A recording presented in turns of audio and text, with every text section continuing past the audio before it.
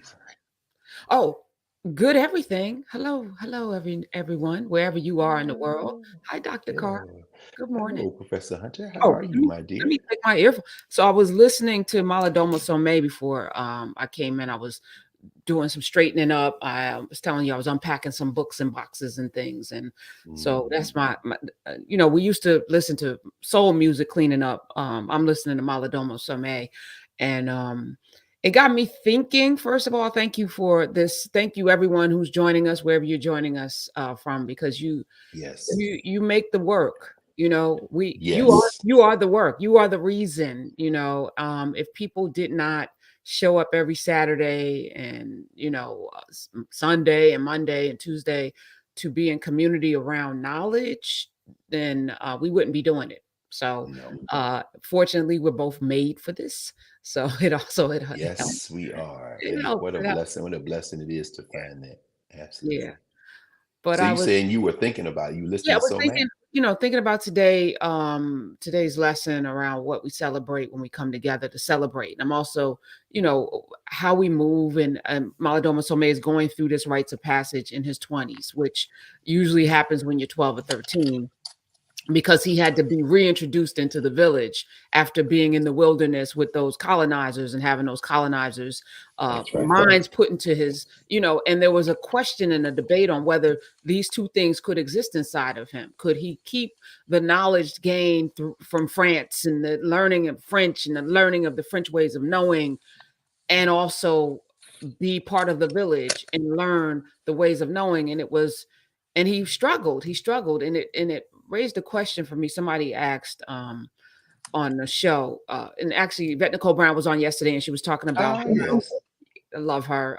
She just got Hmm. engaged and she's so happy, and I'm so happy Oh, for her. She raised a question. She said, people who don't know, who are dumb. And she said, if you're offended, then you probably should be. People who are dumb don't know that they're dumb. So we're in a world full of people who don't know that they don't know, and they think they know. So then there's this boldness around the ignorance. And I thought about that as it related even to being grown, to being a grown up, to being an adult, to being a mature human being. Like Maladoma Somé has to go through this process, and many of us don't put ourselves through the process because it's painful. It's painful being grown, meaning making adult decisions that bring not joy but nurturing and cohesion, not harm and division, right?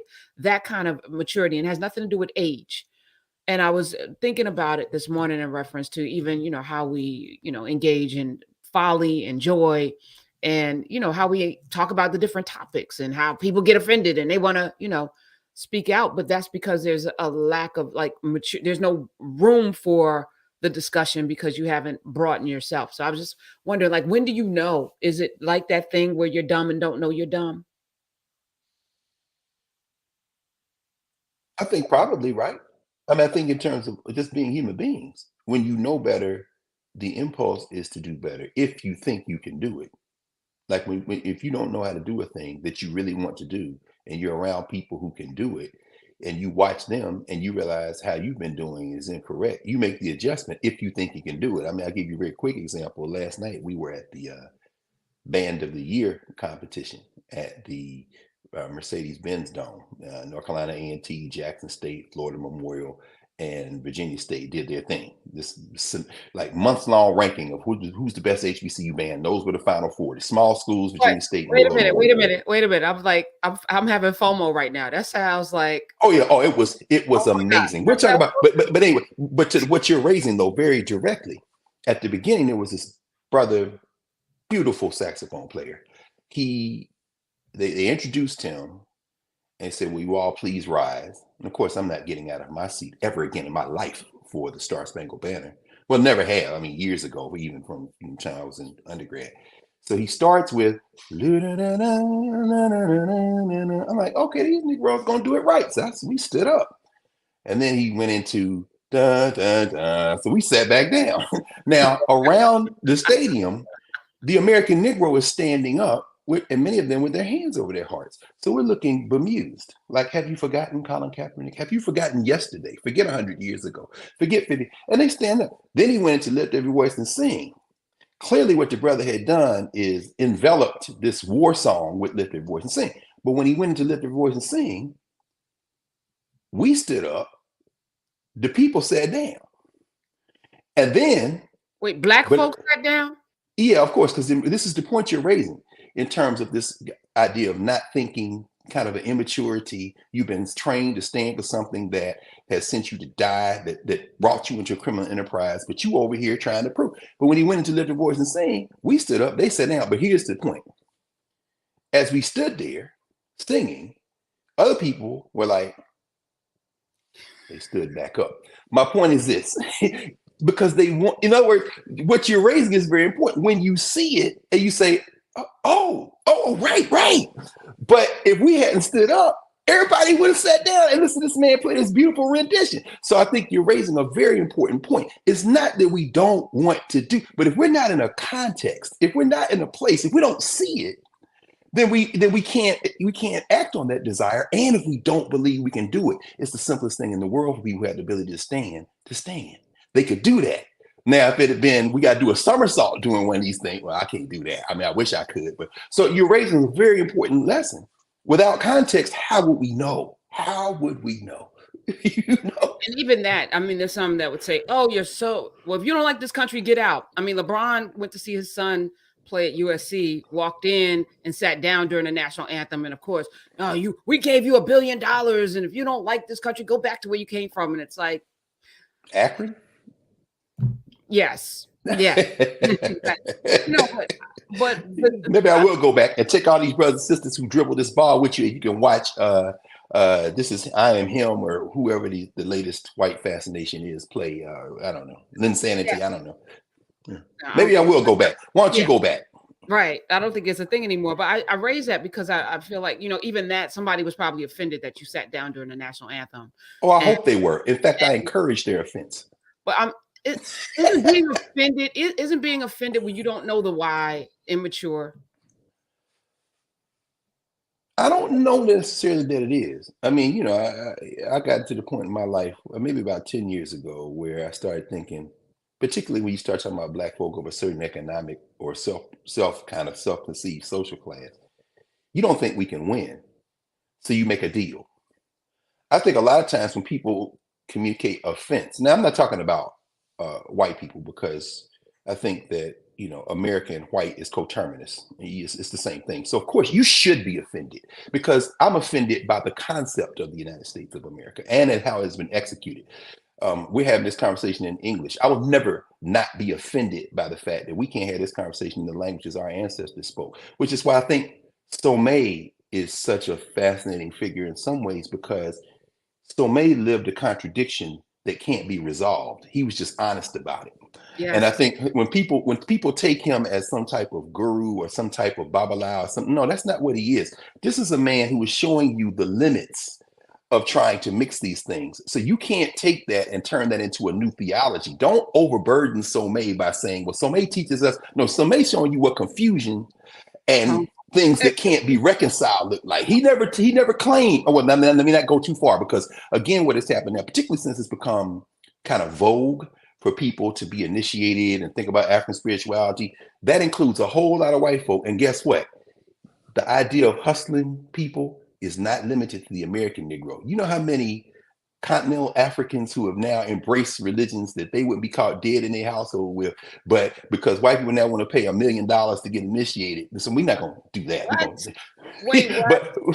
But it's okay. It's fine. I mean, it's popular now, and I'm always for it. Connecting is a good thing. But what you're raising, to be offended, I think, is a proxy for something else. Some people tell LeBron, if you don't like it here, okay, why are you offended? What's underneath the offense? What's underneath the offense is that you're concerned that what you're propping up is the only thing that gives your life value. So when somebody doesn't respect it, you feel threatened.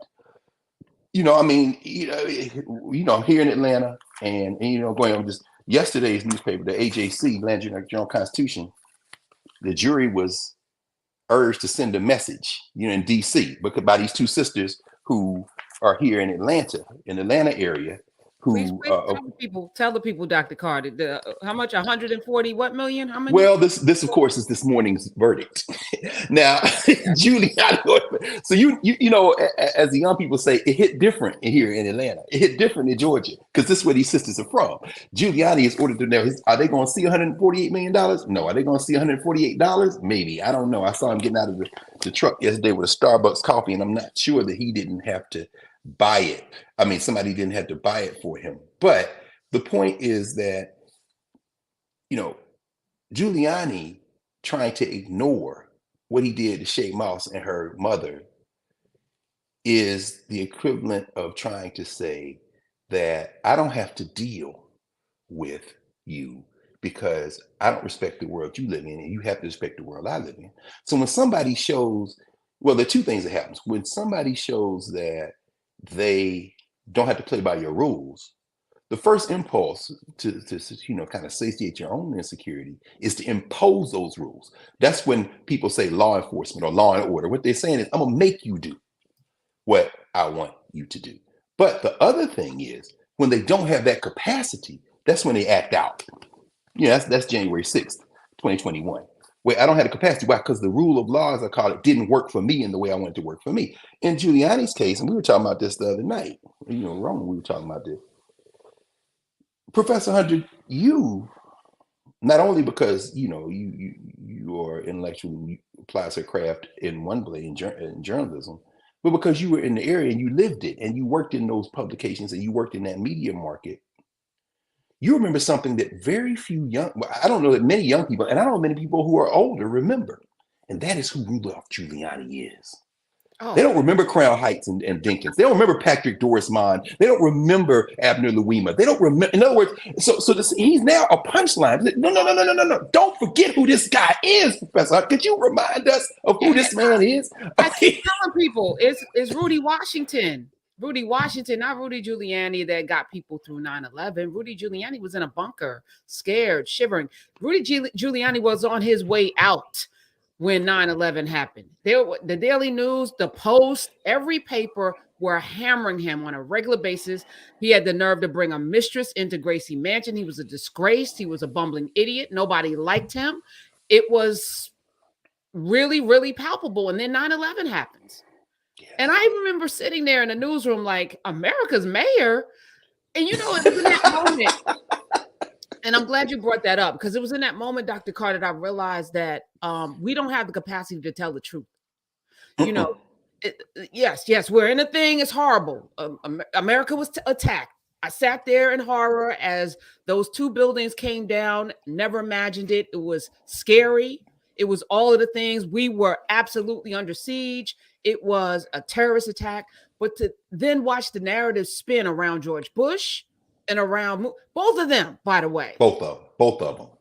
And I was like, did y'all yesterday, did something change in the characters of these men in the last 24 hours? Okay, yes, we were attacked. When did they get to become deputized as great in that moment when one was a coward hiding out, who actually was credited with having more deaths because he didn't upgrade the system for people to communicate. Right. So firefighters were losing their lives because they couldn't communicate. People running into places they didn't know where they were going. It was Rudy Washington that got people off the island, had a strategy to get people off the island. He was a deputy mayor at the time, black man who died probably because he was out in them streets inhaling all of the human waste from the dust and all. So I feel like we keep doing this over and over again. We're doing it right now too, by the way. Of course. Re-examination of a person in real time. They're still horrible. Still horrible. No, you raised it's so funny. Time plays it out, right? Because we're seeing Giuliani. He was what he always was. This ain't nothing new. Like, this is who he is. No, but same with Trump, by the way. Same with Trump, by the way. I was like, what? Y'all voted for him? Like, really? That's New Yorkers. Ask New Yorkers. Ask anybody paying attention. I mean, you raised it's so funny. Your friend Immortal Technique. I remember, a song that he did, and they remixed it with Mos Def and Chuck D and KRS-One.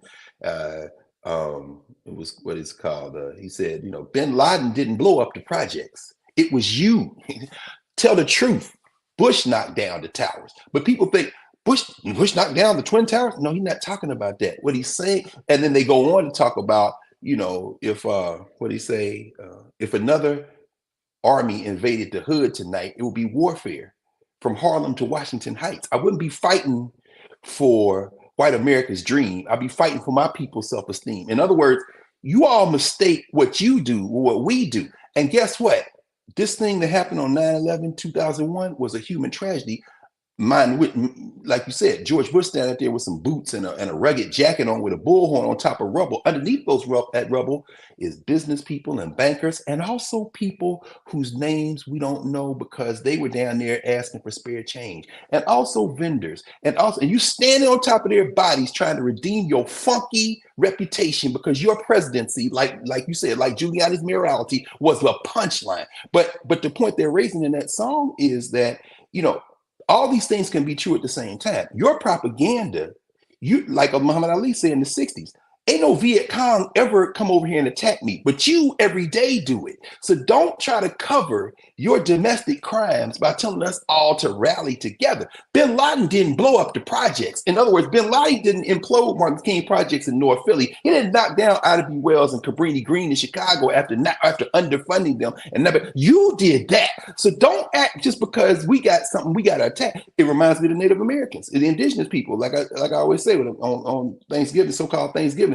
go down to the Museum of the American Indian and say, why did y'all serve in the military? And the brother is like, well, if they attack the United States, I live here and I was here before y'all. So therefore, give me a gun. But the only way I get a gun is put this damn flag on my shoulder. So I'm not even going to argue about the flag. I need a gun because, see, y'all invading my territory. It was mine before it was yours. All these things can be true at the same time. So I think you're raising something very important. Giuliani is not our friend. He attacked these two black women. I mean, Professor Hunter, I tell you right now, anytime you are calling this woman's grandbaby on his cell phone and disrupting his education to the point where he almost flunk out of school, and this is a little boy, anytime y'all threatening to kill them and lynch them and you want to hear their next snap, Giuliani, yes, he's the trigger. But if every one of y'all paper cowards who were calling these two sisters, if we got, y'all mistake us for your friends. This is why I say this is not a nation. We do not know. No, all we want is you to leave us alone. You know what I'm saying? And if we pay taxes, we want the buses to work so our kids get to school. We want to pay the teachers and have good teachers in there. We want health care with our money. We're not asking for anything that you are giving us. We gave you the money. In fact, we paying your salary. But don't mistake that with we believe what you believe. These things are very different. So Giuliani is a symptom, as you say. Trump is a symptom of a much deeper malaise. And that's the kind of spiritual malaise that would lead the elders to have a debate over whether we can let Somé come back in here because he's been around them people. And anytime you're around them people and the way they think about things, this could destroy us. You know what I'm saying? We love you, but you can't come in here with that, brother.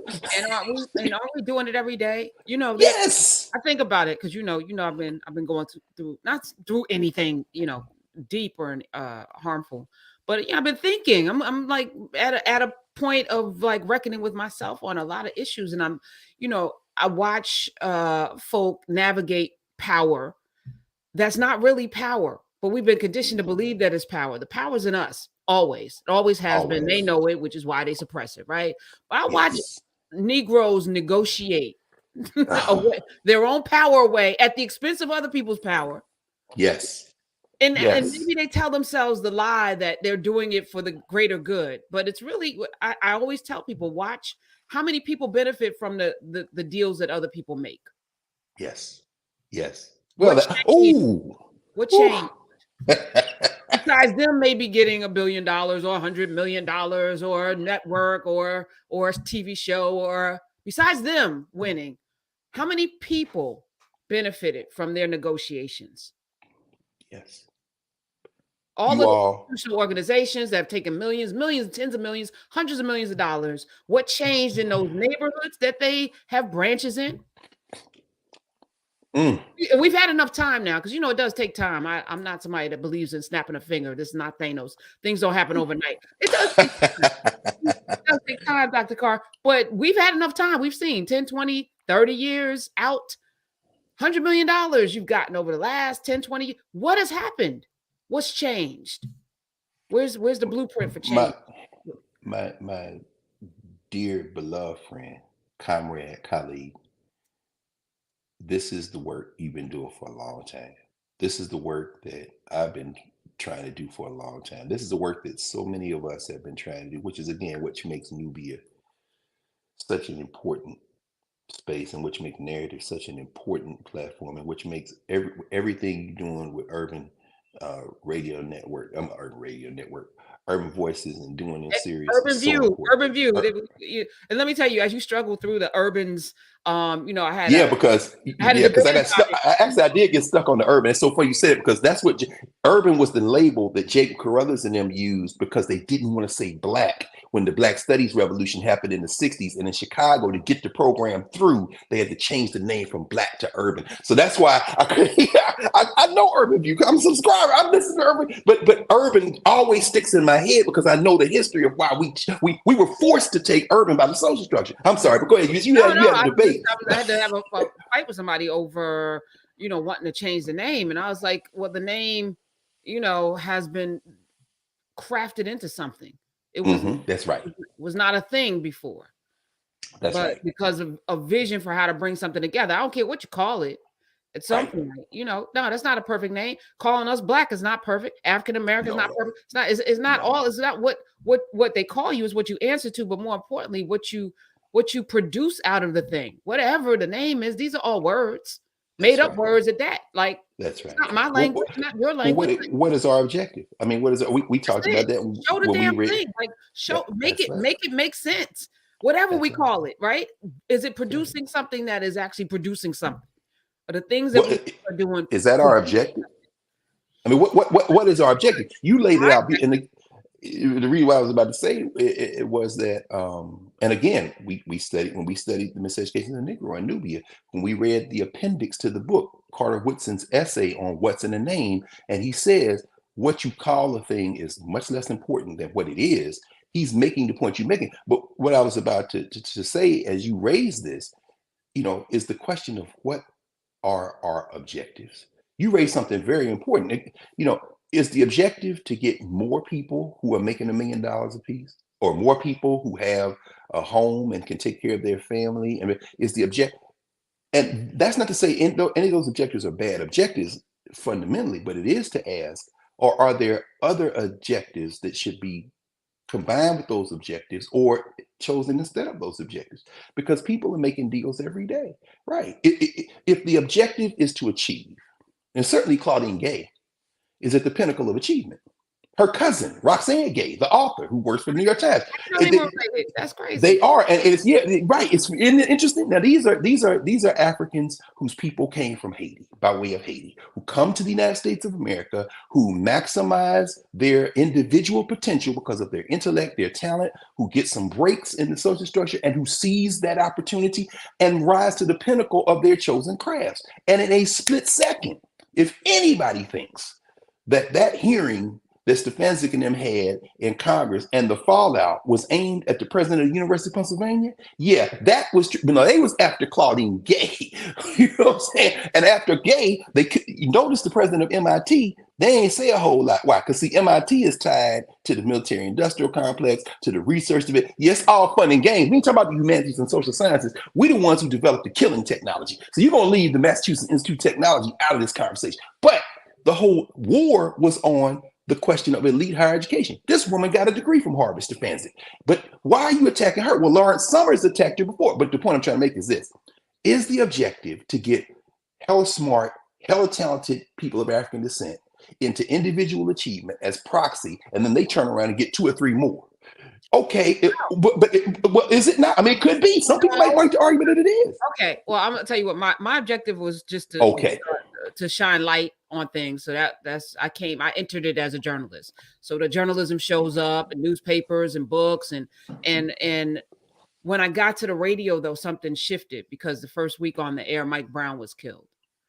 And I realized in that moment, and then it was the Eric Garner tape, and then it was Terrence Stansbury, and then it was Tamir Rice, and it was like this Alton Sterling. I mean, I could go on. And then at some point, 9 people got killed at a church praying on a Wednesday, which Wednesday church, y'all know hits different. Somebody coming in on a Wednesday and massacring people. And at that moment, and after writing that petition and then having 577,000 people sign it in 2 days, I realized that just shining a light is not enough. I have to encourage and push because we can change things. It was in that moment I realized things can change. That flag did come down in South Carolina.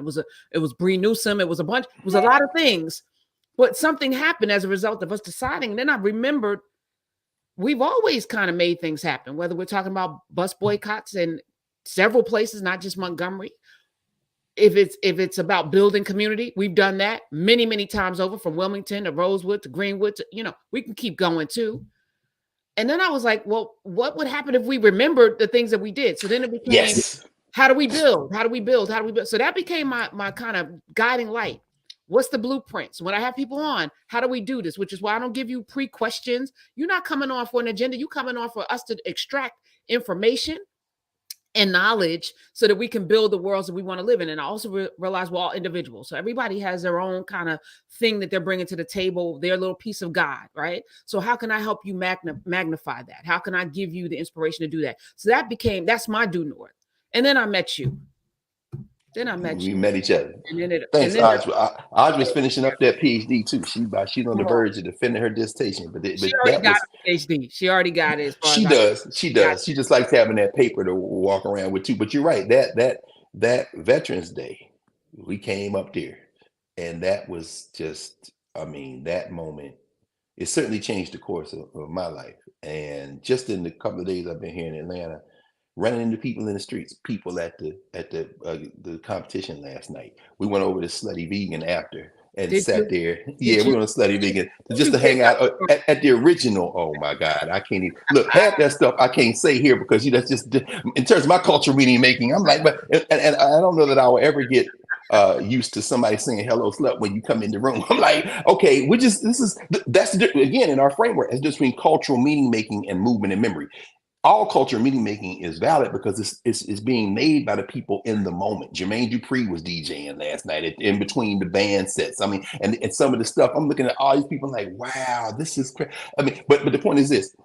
Movement and memory, of course, is what you're talking about. How do you have this momentum of memory? But I didn't even bring it up for that. I just wanted to say, we were standing there and I had a Westlake High School hoodie on, which is why, we was all fired up about the game last night because we went over to Westlake High School. My friend's son is there, and as a student, so she went to get all these hoodies. And so I want a Westlake hoodie because I didn't even realize till later. She told me that's where Cam Newton went to school. Oh yeah, I'm wait right.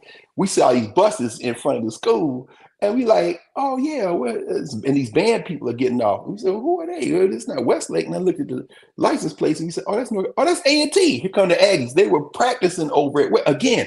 This idea of getting these college band people with these young people who apparently Westlake has a great marching band too. So I mean, with a female drum major, which is even better. But my point is this: as we were doing that, I just kept the hoodie on. So we were at Slutty Vegan last night, and the brother is like, "Oh, Westlake," and then but it's not how he started. His daughter went to Westlake. She was there with him, and she's at Howard. But the brother recognized me, so Dr. Carr, and started talking about us. My point is that. And so he was saying, and then he was like, we started talking, this kind of thing. Marcus Reed, he went to Jackson State undergrad.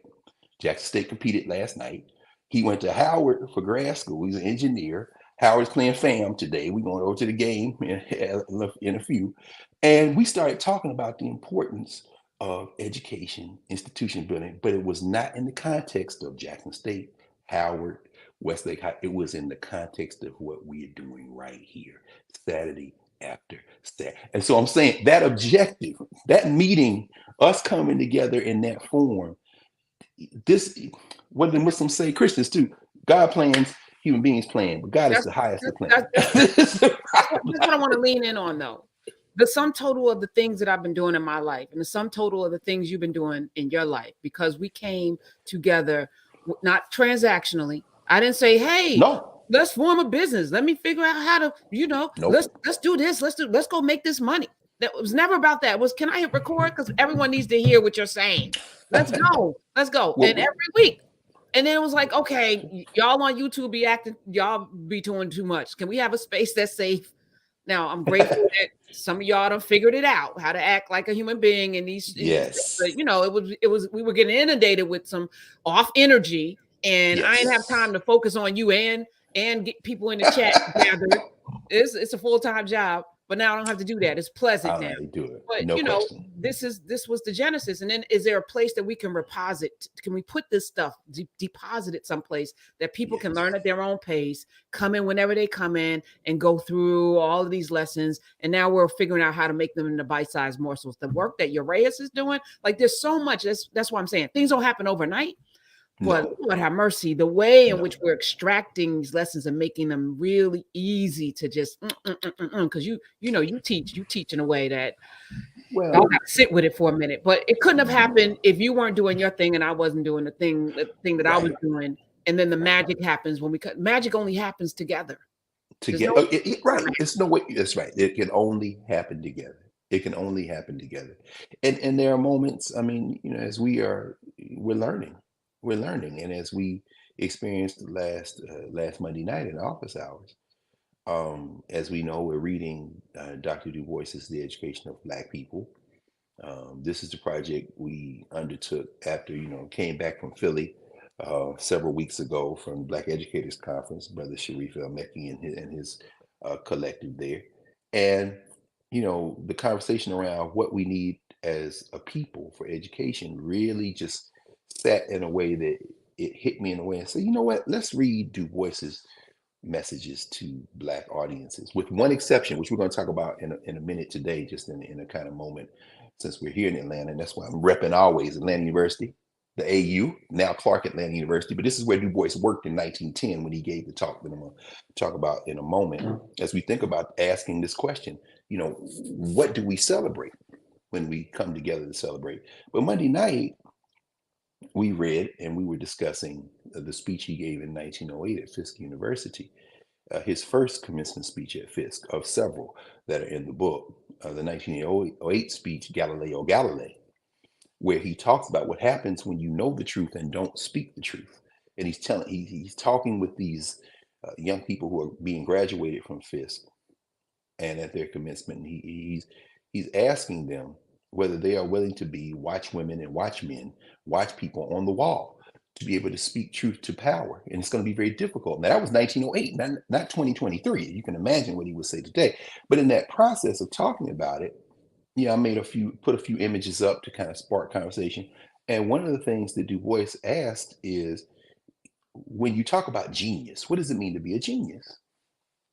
And he gives the example of Galileo. He said Galileo saw and taught and discovered in his mind, and most of the rest of the world knew it. The Africans knew it, the Asians knew it. But at any rate, Galileo discovered that the earth moves around the sun. And so that became heresy to the Catholic Church, as we talked about. So they drug him before the church, and then they asked him, does the sun move around the earth or the earth move around the sun? And he lied, because it was convenient. He lived almost another decade, but he lived in many ways after having compromised his values. And that was really the deeper lesson. But in that process, what Du Bois says is, you don't measure genius by individual achievement. You put it in the context of the age in which this alleged genius emerges. It wasn't that Galileo was so brilliant. It was that the rest of the people were so ignorant. And so, to underscore that point, I just raised the question of celebrity in the process of Monday night's conversation. And one of the images that just came to mind for me to use in the wake of having had this conversation many times with young people, particularly college students, high school students, was the image of R. Kelly. I heard many young people call Robert Kelly a genius. And then you say, well, what are you measuring him against? But that brought our friend and sister Kim Delaney, who's out in Chicago, Dr. Delaney at the DuSable Museum, in, because she's written a book on her friend, Robert Kelly.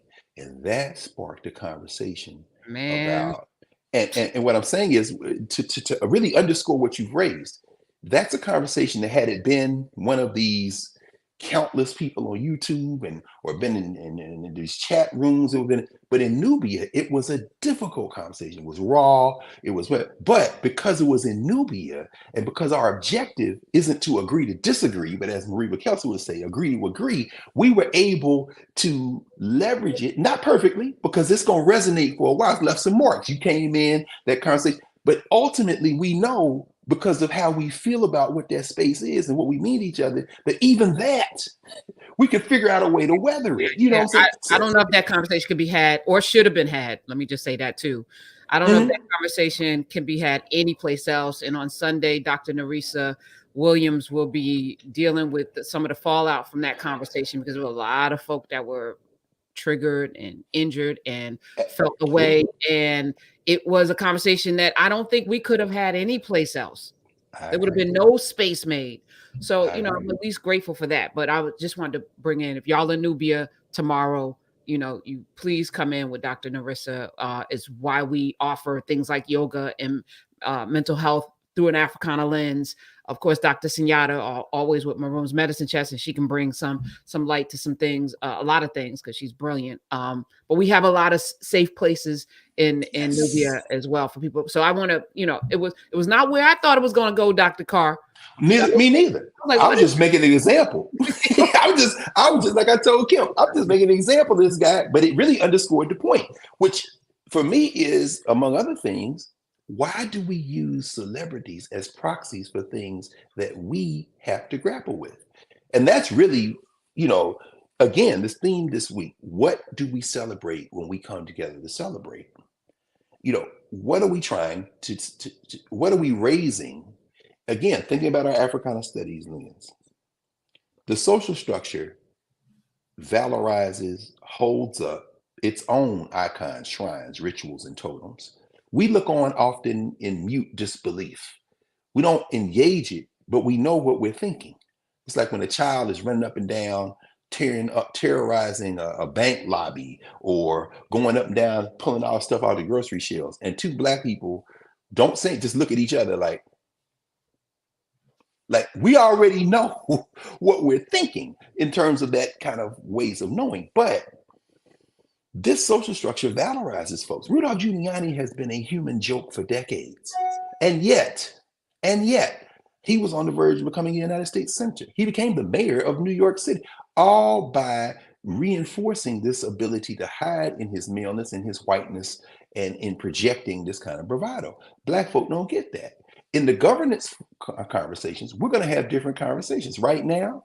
And this is without taking a side or making any commentary on it, except to state the actual fact that a jury in New York is deliberating, continuing next week over a case, a misdemeanor case involving a movie star named Jonathan Majors.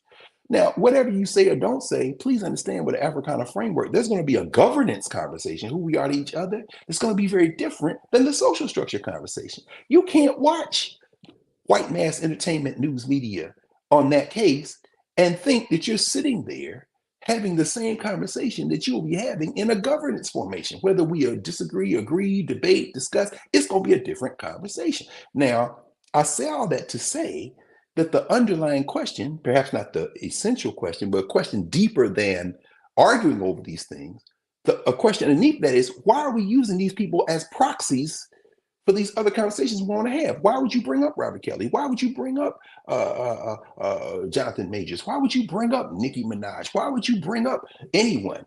My point is this: it's because they're visible. Celebrity become, but guess at the root of celebrity is the same root for the word celebration.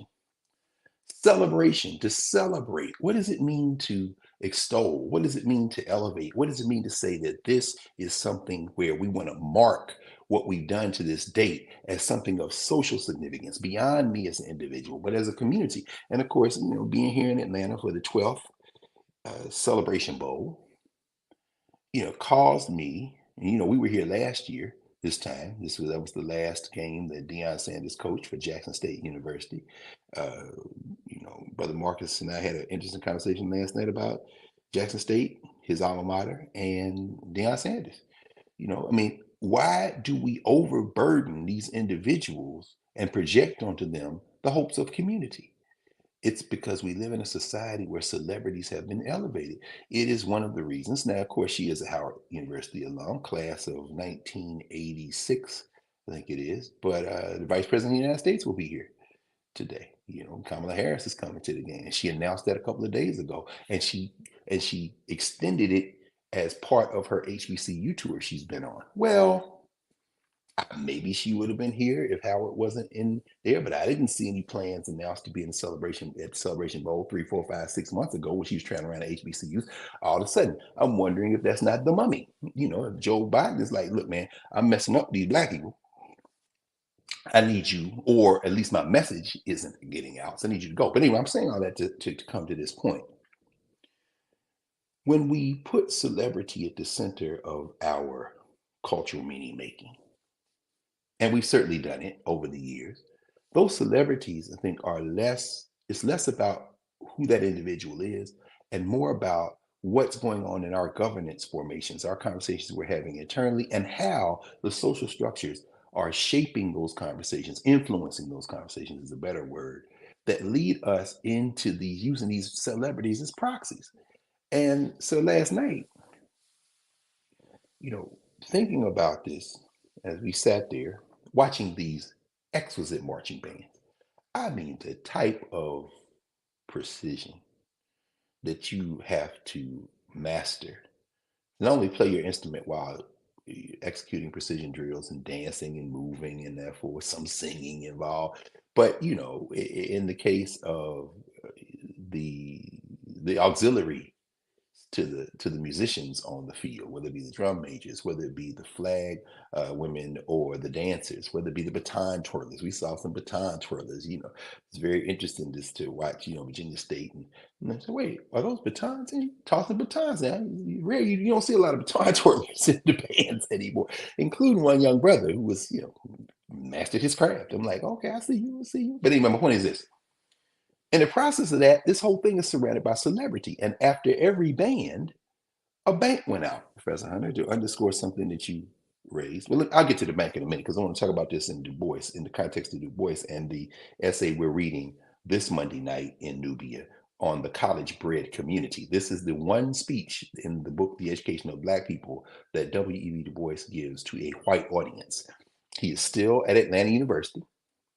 He's on the faculty there. He's shortly to leave for the first time to join the NAACP, and then he comes back many years later for a second stint at Atlanta University. But this is during his first stint at Atlanta University, and he is asked to go out and help Atlanta University raise money because it is struggling financially. And he's asked to speak to a white audience in Massachusetts, his home state of Massachusetts. Shout out, by the way. I was on the plane coming down here Thursday, and I'm sitting next to a lady who is a nurse who deals with addiction, who actually was working in New York during COVID, and who had some terrifying stories about the type of things that healthcare providers that we all know, and many of us, those of you who are healthcare providers, experience, but she experienced it too as a white woman. So we were talking, and we talked about that, and what addiction is, and then it was a fascinating conversation.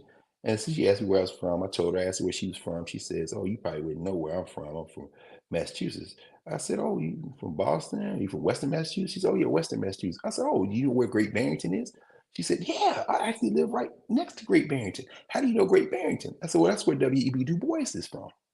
And she was like, "Oh," I said, "So you in the Houstonic Valley? You up there in the shadow of the Berkshires?" And so we started talking.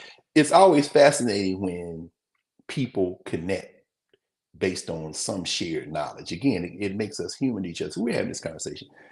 So anyway, shout out to her. So anyway, getting here, Du Bois is in Atlanta. He's at Atlanta University. He's speaking to this white audience about the college bred community, and he talks about the value of supporting Black education in the South in the first decade of the 20th century, and how that will translate into value for the country. And we'll talk more about that in a minute. Again, we're going to talk about this extensively Monday night. If you're not in Nubia, you're really missing out because this group now, we were over 2,000 Monday night, going through each of Du Bois's speeches to these Black audiences, with the exception of the one we're going to talk about Monday night. But I think everything is timed in divine order in many ways because this speech this week in the wake of what we're witnessing here at the Celebration Bowl is particularly fortuitous. And this is where I'm going. And I ask the question, what do we celebrate when we come together to celebrate? So when we come together to celebrate achievement, when we extol celebrities in the context of celebration, what are the objectives that we are elevating for discussion? In the case last night of Brother Reed, we're standing there His daughter's standing there. We're all having, the four of us having this conversation, and it's fascinating because my friend Reba Kelsey, she's a medical doctor, and they're having a conversation about, she and his daughter's having this conversation about medicine and careers and, alternate careers, what you want to really do with your life. Me and Brother Reed sitting there having a conversation about HBCUs, the new president of Jackson State. What does he think about the Deion Sanders situation? What did we just witness, which I'm going to talk about in a second, at this Celebration Bowl, pre-Celebration Bowl event, which they've turned into something called the Band of the Year. All of this in a social structure context, pushed up against a governance conversation, one that I think should be separate. And I'll tell you why in a minute. It's so interesting. Again, we don't rehearse. We had these conversations, Professor Hunter and I, now approaching 200 at the top of the year. And we have these, as we know, very organically. And in the context, because of that, people think, oh no, y'all must have planned this. No, we didn't. So the lead with Malidoma Somé is very fortuitous in this sense, because sitting in the sorry, called the Georgia Dome, sitting in the Mercedes-Benz Dome last night, we kept thinking, this is a Black event, but it's curated by a social structure. And there are some beautiful things happening, and there are some things that should have happened, and there's some things that can't happen because of the commingling, because there are different objectives involved here. So when we come together to celebrate, we have to, of course, talk about who we are, what are our objectives, and what are we holding up as examples of our objectives. And that's a difficult conversation.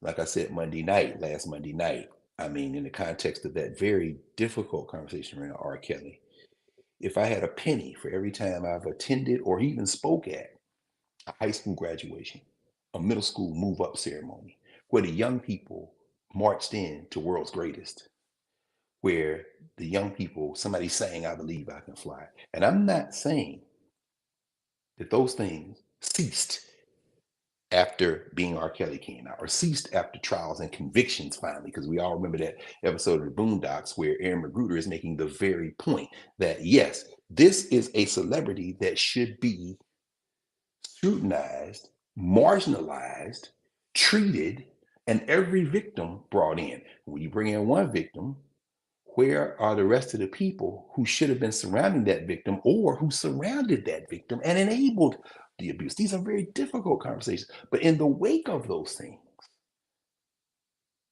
this music continues to be played.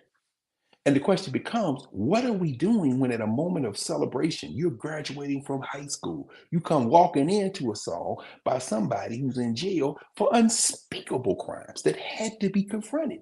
Well, that's when it gets very difficult. And then the only thing that carries us through that is some form of compassion and love for each other, because the simple fact of the matter is celebrities become proxies for things we don't want to deal with ourselves. And for various reasons, including some very personal, very real, very legitimate reasons. But anyway, I don't want to get too deep into that. The question again is, what do we celebrate when we come together to celebrate? What are we celebrating? Sometimes we're celebrating how we got over. Sometimes we are celebrating achievements in the context of community. Sometimes we are reinforcing icons and shrines. Sometimes we are reinforcing moments that can never be replayed, but that must always be remembered. I was watching the funeral ceremonies of Charles Gilchrist Adams,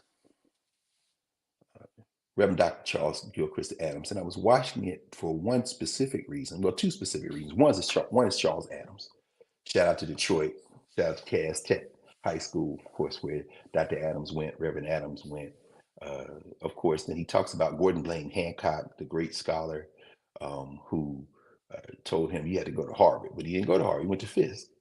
His grandmother began to, face her physical decline. So he went back home to Detroit, which means he transferred from Fisk, which he absolutely loved and says was in every way the match of, and maybe even exceeded, the University of Michigan, where he transferred to, got a scholarship, graduated, and then eventually did go to Harvard. In fact, there's a named chair for him at Harvard University. They ended up calling him the Harvard Hooper. His preaching skills are legendary. If you want to watch something, watch, anytime you can get a clip of him preaching, you will see. So obviously I wanted to watch the funeral, which took place yesterday. Almost 4-hour funeral there, and his son, of course, at Hartford Memorial Baptist Church in Detroit, preached the eulogy. But I was watching in particular because our friend and brother gave remarks, who was very close. Very close. I mean, as close as two men can be, two human beings can be in many ways. Of course, Reverend Dr. Jeremiah Wright, Baba J, gave remarks, and he has to conserve the voice that he has now. So, of course, Mama Rama, his wife, gave the written remarks. He had prepared written remarks, and he had said earlier this week that he was going, so I didn't want to miss it. And so, just if you can go on the Hartford Memorial Baptist Church site and see this. You get a chance to see it. But I'm raising it because this was a celebration. It was a celebration of Dr. Adams. And so he wasn't obviously the only one who spoke. Actually, I think the first speaker, she might have been the first speaker after, of course, they opened it up, was the governor of Michigan, Gretchen Wilmer. So it's very interesting to hear her remarks about Dr. Adams, and it's very interesting as well because, and by the way, shout out to the state of Michigan. Saw the lieutenant governor, good brother, uh, being interviewed on the fact that they've just passed legislation in Michigan so that once you have been released from incarceration, your voting rights are automatically restored in Michigan. That's the way it should be done. In a state where that's not the case. Everybody don't want everybody to vote. But the point is this: when she spoke about Dr. Adams, followed by the mayor, Mike Duggan of Detroit, another white man. But then just listening to these elders speak. So, okay, it's Mama Rama, of course, reading the words of her husband, her partner, Jeremiah Wright, which is very poignant, just a beautiful praise, celebration of and memory of their walk together, their 5 decade plus walk together. Otis Moss Jr., so Otis Moss III, who of course is your friend and kind of presence now on radio with you, Professor Hunter. His father spoke just to bring talking about how they known each other, how he met him when Adams was working, uh, helping out Benjamin Mays at Morehouse, and how they, because Adams was on the board of trustees at Morehouse for many years. Listening to the conversations that were had, there was so many others who spoke, and just Lawrence Carter, the dean of the chapel at Morehouse, the founding dean of the Martin Luther King Chapel, talking about it. But that's a celebration coming together to reinforce as somebody passes, a celebrity really in many ways in the preaching world, in the world of Black institution building, because Harvard Memorial has done a lot in terms of affordable housing, in terms of financing Black folk economic projects, in terms of the anti-apartheid movement. So when somebody like that makes transition, you hold them up. It isn't just a funeral. We talk about celebration. What do we celebrate when we come together to celebrate? What you're doing is reinforcing values, and particularly for younger people who don't remember that walk and don't remember those days. I mean, sitting there and listening to Jeremiah Wright's words and listening to Lawrence Carter and Dean Carter, that is, and listening to Otis Moss Jr., you are reminded of the towering heights of our achievements and instructed on how to replicate them for new generations. If you've not seen it, it'd be very difficult to imagine how to do it. So anyway, that having been said, that's a form of celebration. And again, that was yesterday. But thinking about that in the context, the governor of Michigan has to come to pay respects because this is an institution that is part of a network of institutions where Black folk funded ourselves, supported ourselves, leveraged that self-determining power to access other networks and resources, didn't go there first, came and did it ourselves first, and then created spaces. So funny, they played at the end the clip that Adams saying, when Gordon Blaine Hancock was like, you should go to Harvard. I said, yeah, Harvard, no. He said, I decided I wasn't going to go to Harvard. I went to Fisk. Well, of course, W.B. Du Bois wanted to go to Harvard because he's from Great Barrington, Massachusetts. But the white boys in the social structure in his little town was like, no, you can't go to the white school, but we'll send you to the Black school. And it was Fisk. And Du Bois said that changed the trajectory of my life. I got to Fisk and was like, wow, this is where I should have been all along. He eventually went to Harvard twice, got his PhD there. But Fisk was first. And like Dr. Adams said, Fisk was every bit the institution, was and is every bit the institution as any other school in the world. I'm saying all of that to say that self-determination allows you then to network and create greater meaning in the world. But it begins with you saying, I can do this. I will do this for myself. Well, of course, and I'll come back to this in a second. When Du Bois gives this talk to these white folk, he's in Brookline, Massachusetts in 1910, the college bred community. He's trying to make the case for white people who have some money to support black colleges and why they should want to do that. Again, echoing as we think about this sister, Claudine Gay, the president of Harvard University, a woman of African descent who has been widely now excoriated by racists by saying she's not qualified when she's one of the most eminently qualified college presidents in the world, to say, well, she was a diversity hire. Well, she was a diversity hire. Sure, she was. Because diversity hires aren't about qualifications. Because if it was about qualifications, we wouldn't know the name Rudolph Giuliani or Donald Trump. We would not know the name of most of the people in the United States federal legislature. We certainly wouldn't know the name of most of the governors in the United States of America, particularly the ones down here in the South. We wouldn't know who Brian Kemp was. We wouldn't know certainly who the hillbilly governor of Mississippi is, Tate Reeves, with that bad Dollar General store toupee. We would not know any of them if it was based on talent, ability, and achievement. So, but when I say it's a diversity hire, I'm saying that Harvard's trying to send a message. Harvard's trying to celebrate itself by elevating a woman who is eminently qualified to any academic position at the university, but that sends a message. Her presence sends a message. And that's what, of course, pissed off all these white nationalists who wanted her scalp and who are still mad and who will probably try again. But tying that to what Du Bois has said in Brookline, Massachusetts in 1910, he's going out to ask for money because as he begins the college-bred community, the essay in the book, The Education of Black People, that started out as a speech, he said, we had begun at Atlanta University the first systematic study of the Negro anywhere in the world, and yet Atlanta University was starving to death. It didn't have the resources. That's not the University of Pennsylvania where Du Bois worked for a year and couldn't stay on campus before he moved to Atlanta, he and his wife Nina and their baby Burghardt. It's not the University of Pennsylvania. But guess what? At the University of Pennsylvania, the donors in the Wharton School had a rebellion. One of them said, I'm taking my $100 million back. After another one said, I'm taking my $20 million back. That was John Huntsman, of course. Y'all remember Huntsman, politician, then ambassador. I'm taking my money back. And so they were able to get the president of the University of Pennsylvania to resign. Then they turned their eyes to Harvard. And here's this one guy, this billionaire, banging on her, sending all these funky emails out, banging on her. And she damn near lost her job. But the faculty rallied behind her, alumni, some other alumni rallied behind her. But guess what? Money talks. And yes, Colleen Gay was spared the guillotine for now. But if you think these people are finished, you don't know where you live. My point is this. Du Bois is asking people from that same economic class for money 113 years ago for a Negro college in the place where I am right now, Atlanta, to help train people of African descent. For what exactly? What is your objective? These white people got to be convinced to fund. For some of them, they think, are we funding our own demise or are we funding our own destruction? No.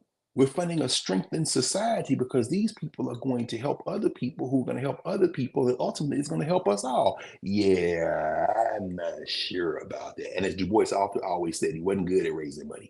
Fast forward to where we are today. We're at a Celebration Bowl. We're going to go in a minute to go see it all. And y'all know me. I love being around Black people in celebration mode. Oh, Professor Hunter. Oh, Professor Hunter. Oh, my goodness. We sitting there last night, and this elder comes walking up.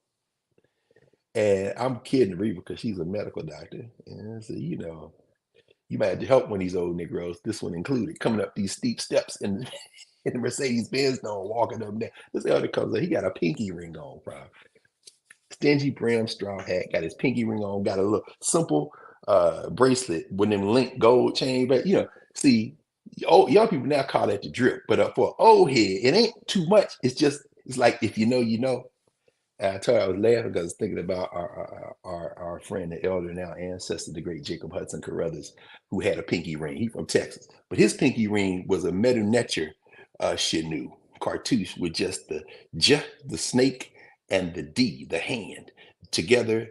No, I'm sorry, not the snake, not the hand, but the basket, which is the K sound. So the snake is the J, the basket is the K, together, Jake. So his first name, Jake Carruthers. It's on his pinky, though. Say, man, Papa Jake, where you got the pinky ring? Hey, man, I'm from Texas. These Southern Negroes got a little swag. I love being around these guys. The children are running up and down. They're having a good time. Every every sorority fraternity, including the music fraternities. Of course, you see Kappa Kappa Psi, the old heads standing out there in the circle.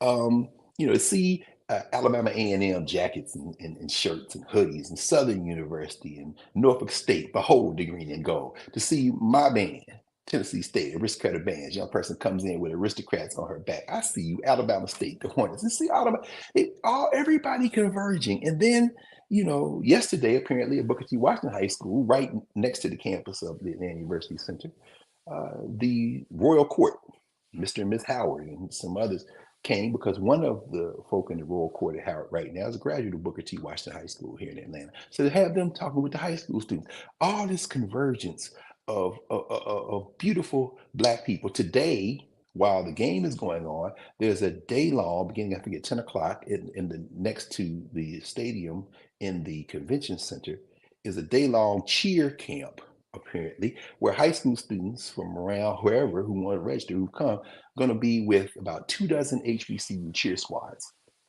And so all these HBCU cheer squads, these women and men who own these cheer squads, and they recruiting. You want to come cheer for us? You want to come recruit for Grambling or FAM? You want to come to Tennessee State? You want to come to Norfolk? Wow. And then they're going to have a showcase, I think, 3 o'clock this afternoon. So all this is going on. But all of it's going on at the behest of ESPN Sports, who has called this the HBCU National Championship. And of course, it's not in some ways, because all HBCUs are not in the MEAC and not in the SWAC. Tennessee State, my alma mater, isn't. A&T isn't. Hampton isn't. But we get their point. But I'm saying, last night we were watching this. We're watching these squads and thinking about this. Raphael Warnock, who was a graduate of Morehouse Class in '91, he's going to be here. Of course, he got to come. I mean, obviously. But thinking about this in the context, 113 years after Dr. Du Bois gives this speech to this white audience trying to raise money, understanding that money is the lifeblood of universities, of colleges, which is why you can threaten to take your money back because you have a political objective, and take a presidency away at the University of Pennsylvania and try to take one away from Harvard.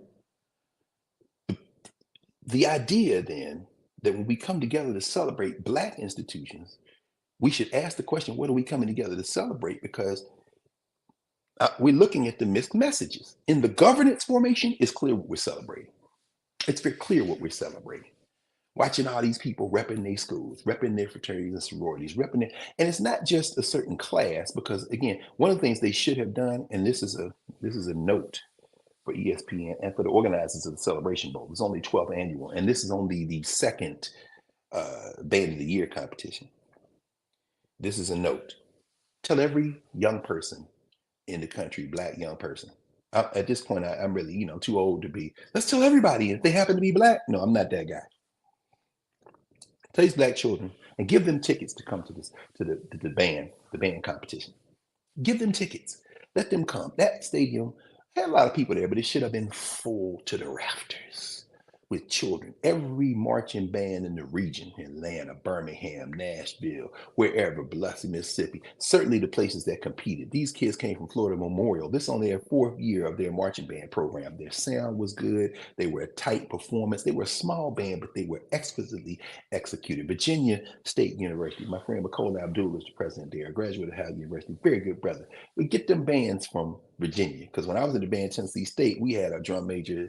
His nickname was Pencilhead. He's from Portsmouth, Virginia. There's a big, deep connection there. But bring all those young people. Jackson State traveled, but bring them kids from Jackson and Biloxi. Bring those kids from Greenport. Bring them kids from Sunflower County. Bring those young people in those bands and let them pack in there and see what it looks like. Because what do we come together? What do we celebrate when we're coming together to celebrate? We're celebrating Black excellence, a word that I don't use typically, because I think that it has now become so connected to social structure interests, which are contraventions of our interests. And let me give you an example. Last night, we're sitting there, and on the big circle jumbotron screen, they kept playing these commercials, of course, because the objectives of the social structure is profit. One of them was for Cricket, the phone company. And there were these spongy, how these figures like a Teletubby colored, but like there's different shaped triangles and ovals. They're standing in Sale Hall Now, you all remember Sale Hall because this summer when I was here, we talked about in the wake of the affirmative action decision. Actually, it was right before the decision came out. It was just coming down. I was in Sale Hall at Morehouse. You know, we had a session, our session there, and but now this commercial, this cricket commercial is there, and the female character is speaking to this audience of black people about cricket and connecting and HBCUs, blah blah. So then I guess another one of the figures speaks, and the female figure says to this male figure, Dante, this is an A and B conversation. See your way out of it. First of all, this purple sponge is named Dante. Second of all, what you know about an A and B conversation? This is an A and B in conversation, a governance conversation. See your social structure, profit driven ass way out of it. But they're a sponsor of the Celebration Bowl and the Band of the Year competition, as is Wells Fargo Bank with its terrible track record, as are other institutions. And after every band performs, they run out with the ceremonial check, $20,000, $20,000, $20,000, $20,000. Then another donor gives $25,000. So we try to do the math as we going on, and we figured, okay, so it must be at a minimum, each one of these schools got $20,000 from this conglomerate of banks and financial institutions, car salesmen, all this, and $25,000 from this other. So they got at least $45,000 a piece. What is the objective? And it was this kind of they announced this kind of spirit change initiative where you pay, you round up the money, and so all that collected together apparently amounted to this. And I'm saying, well, that ain't going to even pay for the gas for the buses if they came from Jackson, or the gas for the buses if they came from Virginia, the gas for the buses certainly if they came from South Florida. Florida Memorial is the only HBCU in South Florida.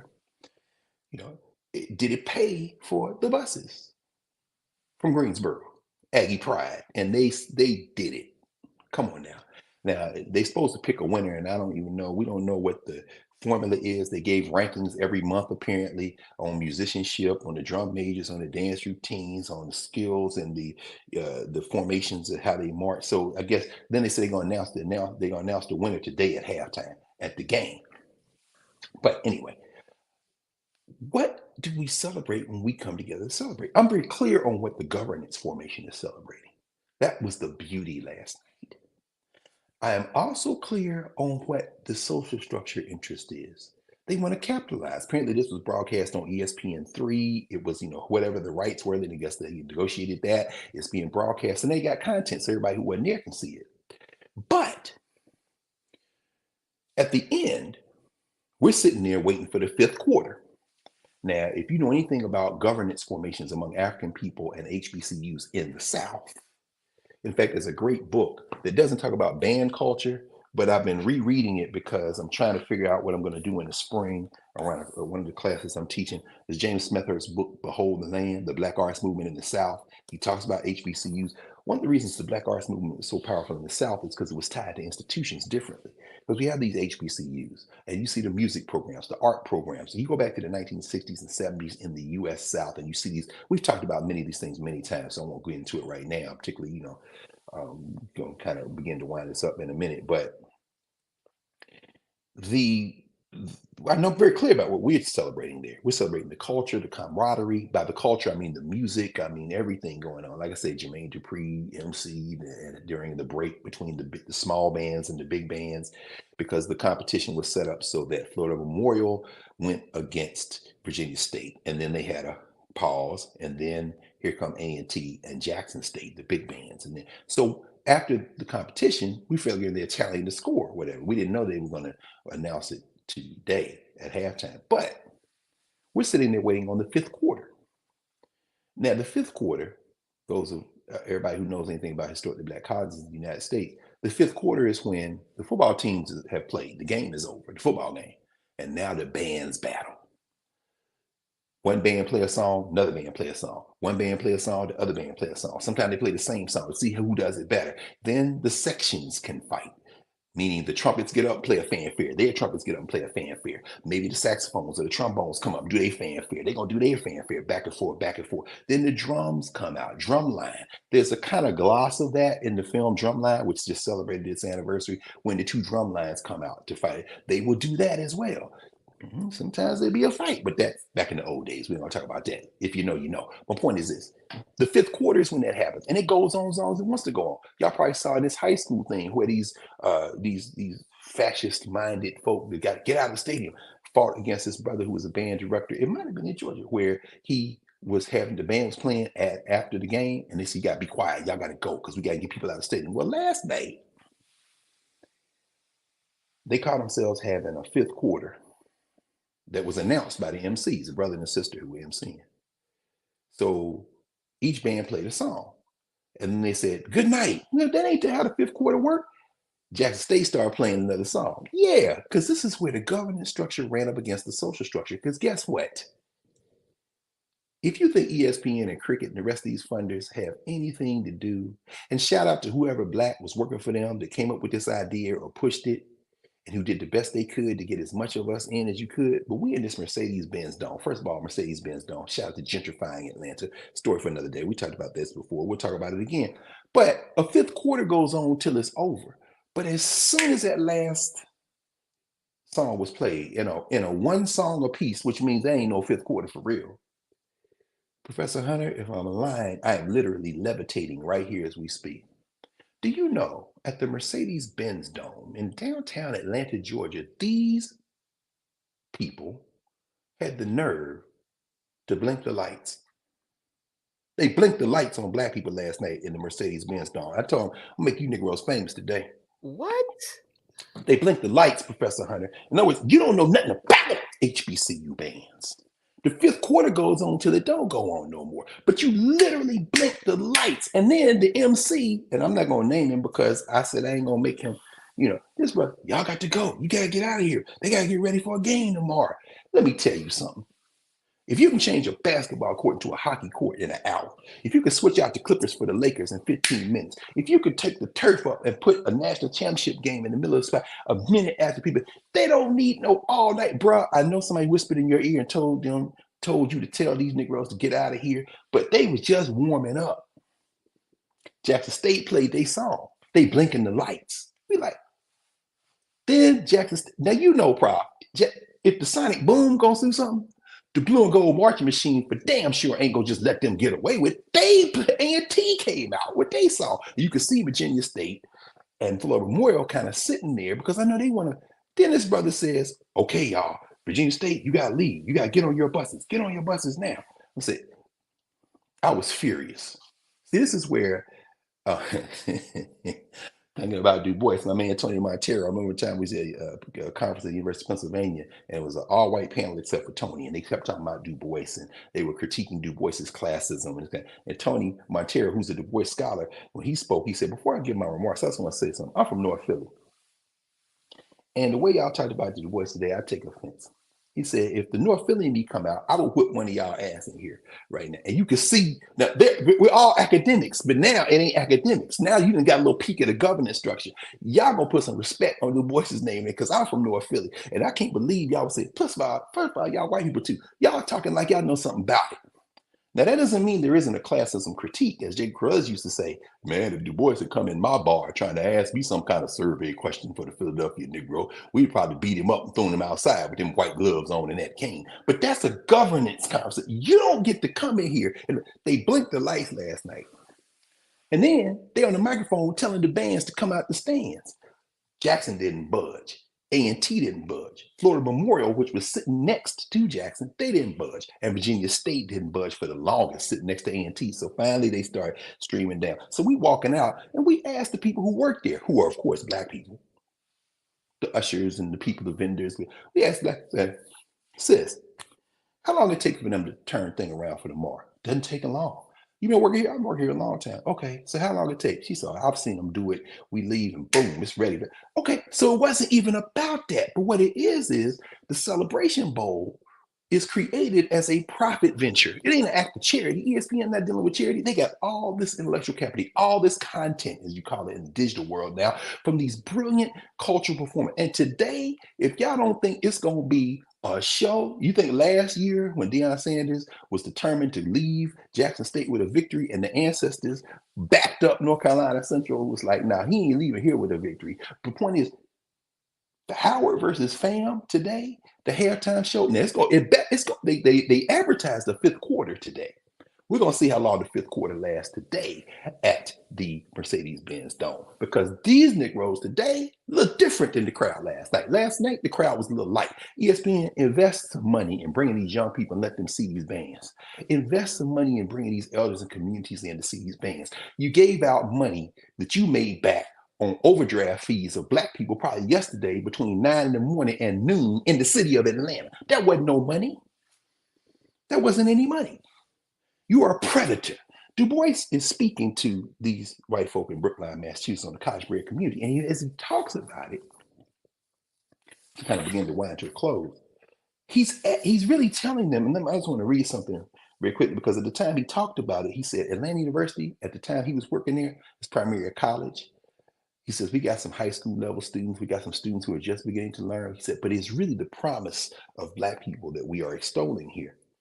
And he says, you have to measure our achievements based on what had happened to us. And when he says here, there are many of us who are still surprised, not to say indignant, that it took 10 years of Reconstruction even to begin the settlement of the problem raised by slavery and war. Such people strongly suspect that the only incompetence and rascality of the Reconstruction politicians, only that can explain such an extraordinary fact. And yet, when we come to consider the matter, how few of us realize what slavery meant in the South. To kidnap to kidnap a nation, to transplant it to new land, to new language, new climate, new economic organization, a new religion, and new moral customs. To do this is a tremendous wrenching of social adjustments. And when society is wrenched and torn and revolutionized, then, whether the group be white or Black, or this or that race, the results are bound to be far reaching. And then he goes on and traces it out of enslavement into Jim Crow and into this moment. He said, what we are literally trying to do is reignite the imagination of a people who have been harmed for 3 centuries. And here we are a century after Du Bois gives this speech, and we're sitting there last night and looking at 2 things. Number one, the power of our governance formations, the ones that were on display at Charles Adams' funeral in Detroit. The power of our governance formations that were in the horn of that brother as he played Lift Every Voice and Sing and then ran through the so-called national anthem and came back to Lift Every Voice and Sing. Looking at the genius, the intricacy of the dance routines and the musicianship, just the power of our people. Looking at the celebratory mood of these young people and these elders and these old heads with pinky rings and these women who are coming in there with head to toe in that, forgive me, garish orange and green of Florida Agricultural and Mechanical State University. I'm just kidding. It's not garish. I'm just kidding because today I had a debate what I'm going to wear. Because, I wear a whole lot of Howard stuff because General Howard, I'm not ever going to reconcile that. But, I'm not going to wear my Tennessee State stuff. So I put my Howard cap on and I'll put on a fraternity hoodie or something. You know what I'm saying? But my point is to see all of that. That's what we're there. We're celebrating. And these are proxies for our group achievement, not individuals, not a president of a Harvard. Not a Negro that won a statue or Grammy or Oscar, but us. This us. You know what I'm saying? This us packed up in slutty vegan eating and their brothers and sisters coming through. This is a beautiful thing. So I'm clear about that. I'm also clear about the social structure. These are predators. They got a few DEI hires. They got some diversity hires that are pushing them and saying this is a great opportunity. But ultimately, Wells Fargo and ESPN ain't in this for charity. They see part of the value of what's coming out of the governance formation and our cultural meaning making and our ways of knowing. Ain't no fights break out last night. Ain't gonna be no fights today. It's celebration. It's celebratory. But you're calling it the Celebration Bowl, the 12th Celebration Bowl, because now you're realizing that in a social structure where we have constantly been under assault and are now under renewed assault, this is a chance in a city that is overwhelmingly Black, in an event that is overwhelmingly Black, to extract some value on the cheap with little funky $20,000 cardboard checks. And they're saying, thank you, Wells Fargo. But thank them. That should be a $5 million check a piece.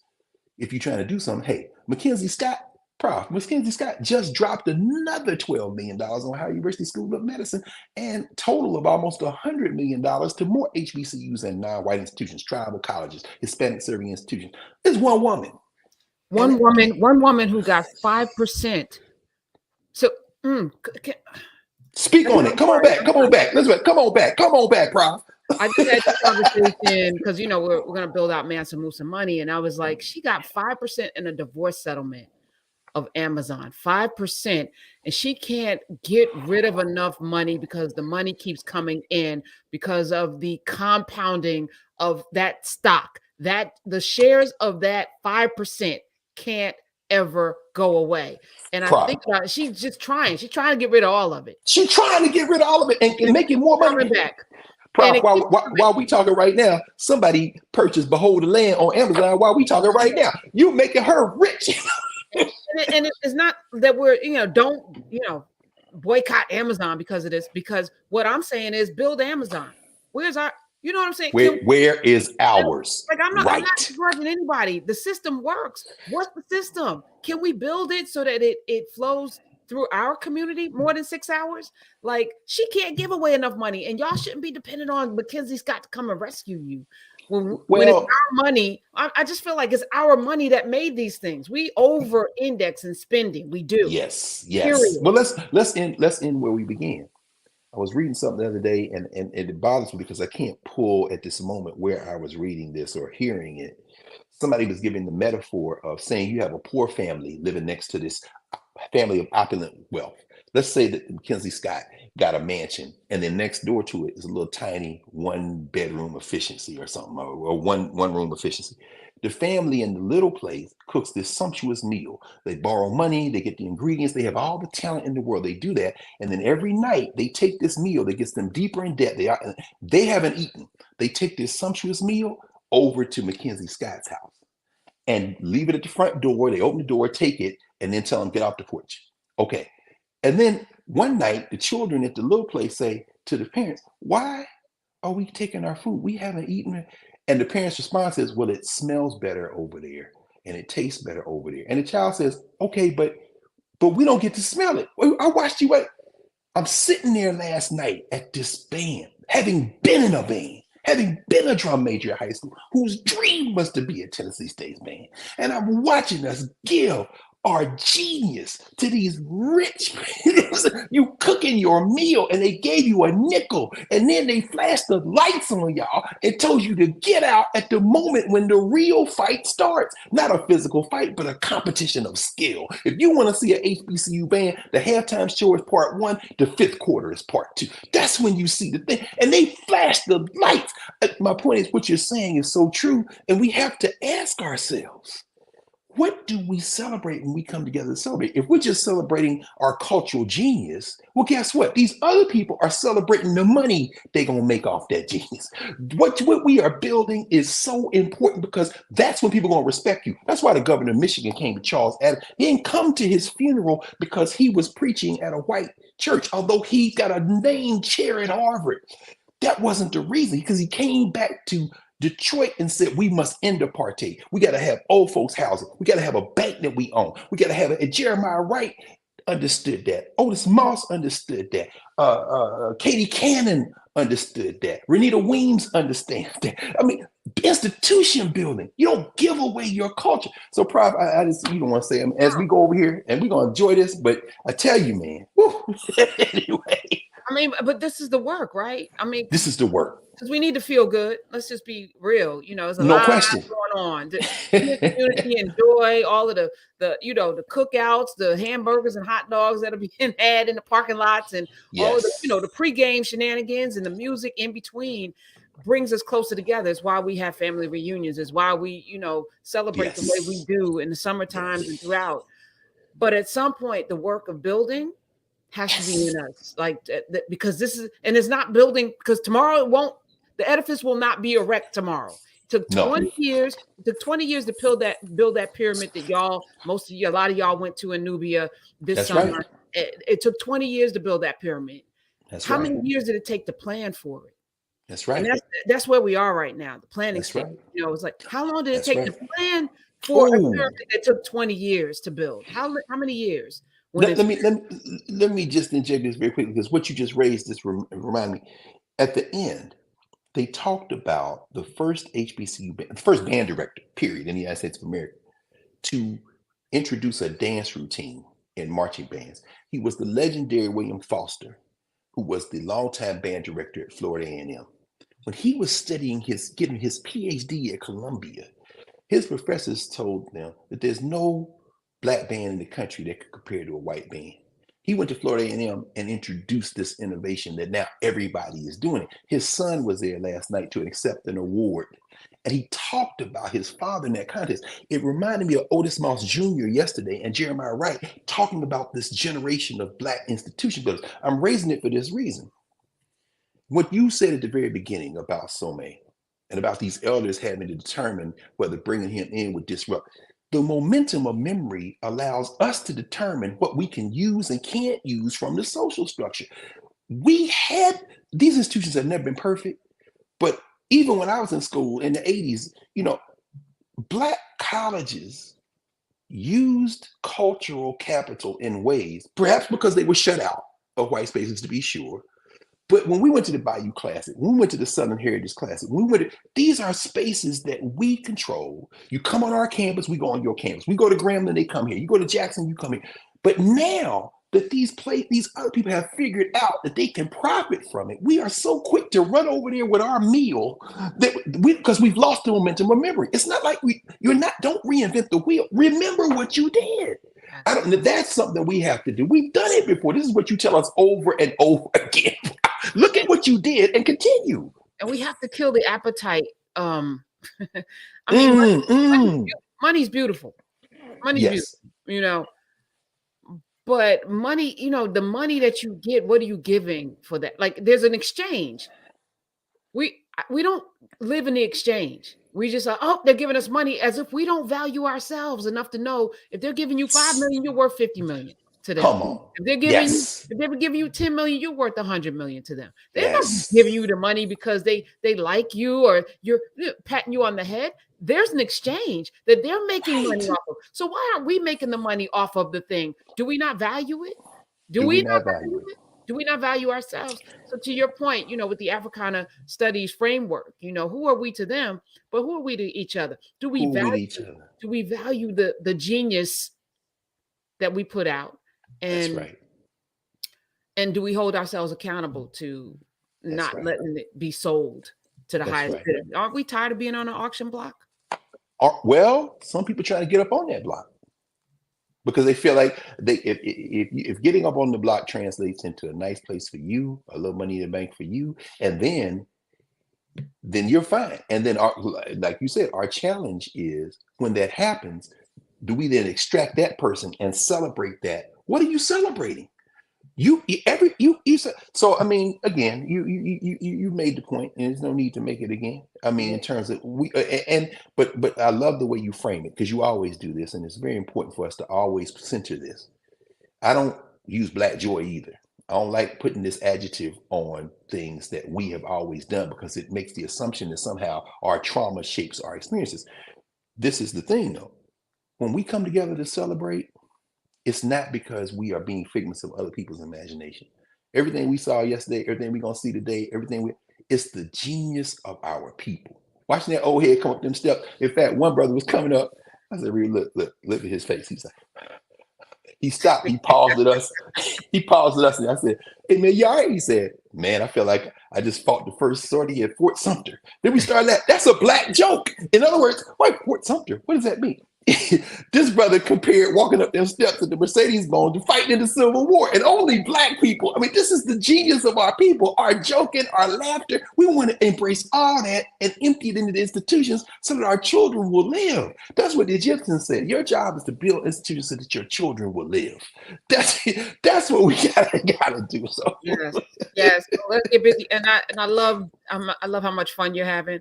Every time I see you with the curtain behind you without the books, I know some people are triggered, but that means that you in them streets doing what brings you joy. And I'm getting to know you differently because I only knew you during a pandemic where that's right. It was just you with the books.